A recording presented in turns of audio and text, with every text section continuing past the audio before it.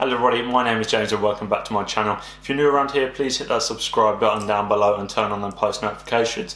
It means the world to me to get your support, and I'd like to keep giving back to you with the content that I produce. So without further ado, we're going to take a look into the new video that I'm bringing to you today, which is the interior and exterior review of the new MK8 Fiesta ST line. Which is the 2018-2019 model which Ford have brought out, and Buckingham Ford have kindly given it to me for a little while to review. So if you haven't seen the previous video, which I'll put up in the little card thing here above, you can go and check it out and go and see my thoughts on it. But today we're just going to be concentrating purely on the interior and exterior of the vehicle, and yeah, sharing my thoughts with you guys. So without further ado, let's go and take a look. So to start off with, we're going to be taking a look at the Rock Metallic 17-inch 5x2 spoke alloy wheels, and personally I think they look good on the car. Obviously they're not as nice as the ST, but then again that's what you pay the premium price for with the ST, but they still give the nice sporty look to the car. And yeah, I personally think there's nothing wrong with them. I really like them, so yeah. So we've also got the new halogen projector headlamps with LED daytime running lights. I really like these headlights. I think they look a bit meaner than the Mark 7 did, from the front anyway. So like if a car's behind you, if a MK8 Fiesta is behind you and you see it in your rear window, they look really good, and I'm pretty impressed with what Ford have done with them.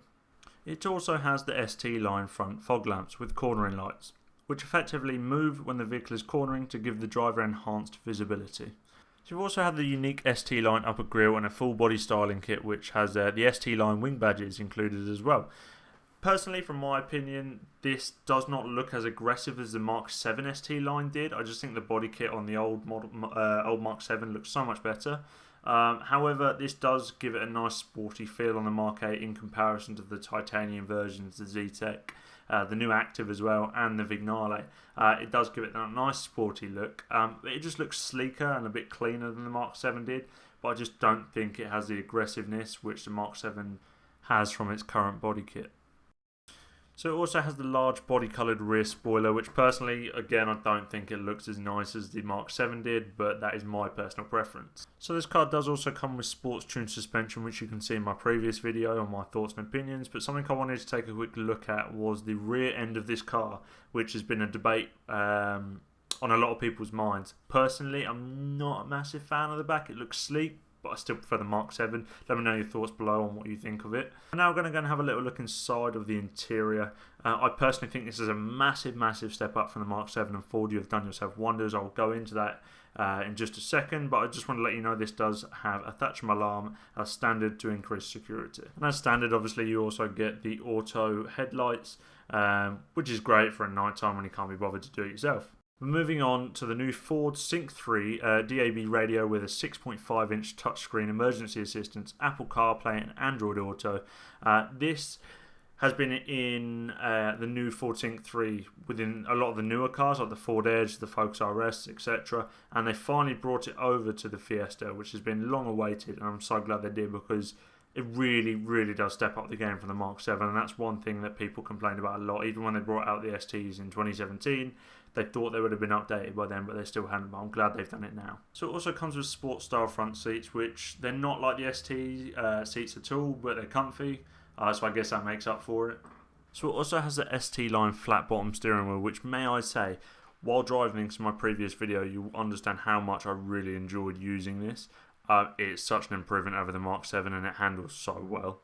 It also comes standard with sports pedals, which are pretty much the exact same as what's currently in the Mark 7, so there's not really a difference there. I wanted to focus on the new carbon inlets which Ford have been putting in the Mark 8 Fiestas. It just adds a nice sort of premium feel to the Fiesta, which it previously didn't have. It also has the keyless start with Ford power starter button, which is the same as it was pretty much on the Mark 7 Fiesta. But you can also see now the new eco mode which has been added, which allows the engine to shut off cylinders to enable better fuel economy. We're also now going to have a little look into the new trip computer and onboard computer screens that you can see while driving the vehicle, with driver assist navigation all in front of you rather than looking onto the Sync 3 tab on your left hand side.